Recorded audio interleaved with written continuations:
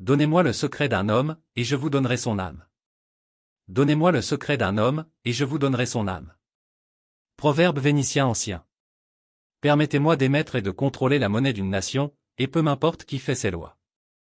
Attribué à Mayer Amschel Rothschild. Donnez-moi sa faim, et je le nourrirai de chênes. Donnez-moi sa luxure, et je l'habillerai d'une laisse. Courtisan anonyme, XVIe siècle. Si vous voulez contrôler un homme, faites-le craindre pour sa vie. Si vous voulez contrôler un peuple, faites-le craindre pour son avenir. Maxime ancienne de l'Orient. La peur est la ressource la plus rentable au monde car elle ne coûte rien à produire et se vend au prix de tout ce que vous possédez. Les hommes pensent être gouvernés par la loi, mais ils sont gouvernés par ce qu'ils ne peuvent pas résister, ce qu'ils ne peuvent pas rembourser, et ce dont ils ne peuvent s'échapper.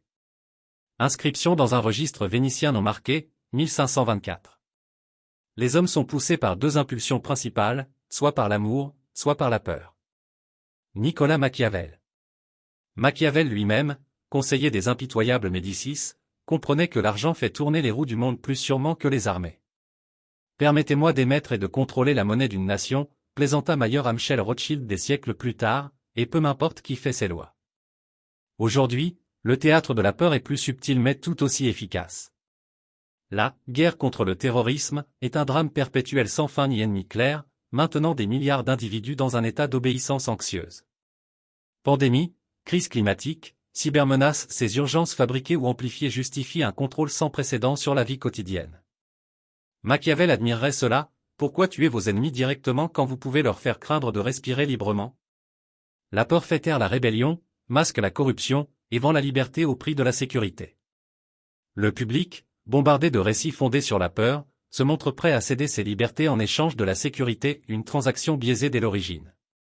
Comme dirait Machiavel, les masses sont des moutons qui demandent leur berger, ignorant qu'ils sont conduits à l'abattoir par ceux qui possèdent l'abattoir.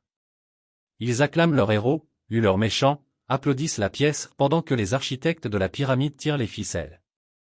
L'affaire Epstein, avec son scandale et son secret, n'est pas un scandale en soi, c'est une leçon écrite en grand.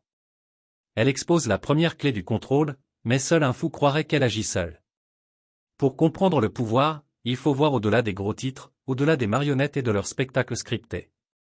Le monde est gouverné par trois forces anciennes et immuables, le désir de compromettre, la dette pour asservir, et la peur pour obéir.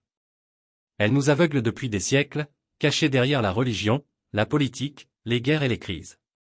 Tant que nous ne retirons pas ce bandeau, tant que nous ne reconnaissons pas la véritable architecture du pouvoir, nous restons de simples acteurs sur une scène conçue pour tromper.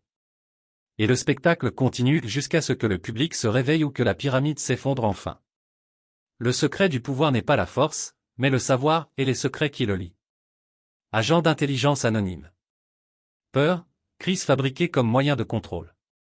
La peur est le levier préféré des services de renseignement, parfaitement polyvalents et infiniment renouvelables. Des exécutions publiques orchestrées au Moyen-Âge aux assassinats mis en scène et opérations sous fausse bannière, les agences de renseignement ont utilisé la terreur comme moyen de contrôle. Le XXe siècle a vu une explosion de ces tactiques, le soutien secret de la CIA à des coups d'État en Iran, 1953, au Chili, 1973, et dans d'innombrables autres pays s'est accompagné de campagnes de terreur, de désinformation et d'incitation à la peur visant à briser les sociétés. La menace perpétuelle d'annihilation nucléaire pendant la guerre froide était autant une guerre psychologique qu'un positionnement militaire.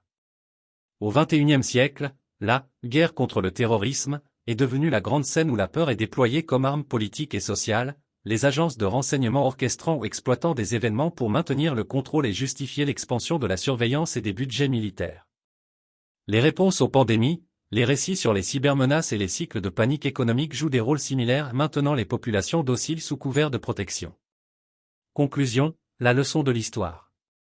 Les agences de renseignement ont longtemps été les gardiennes et exploiteuses du désir, de la dette et de la peur, des outils anciens du pouvoir recyclés pour l'ère moderne. Elles transforment la faiblesse humaine et les structures sociales en leviers de domination. Rois, empereurs et présidents sont tombés non parce qu'ils manquaient d'armées, mais parce qu'ils ont sous-estimé les armes silencieuses pointées sur leurs ombres. Comprendre cela est la première étape pour démasquer la pyramide et briser ses chaînes. Jusqu'à ce moment, l'histoire continuera de se répéter, et le public restera, comme toujours, l'audience volontairement aveugle d'une pièce qu'il ne peut voir.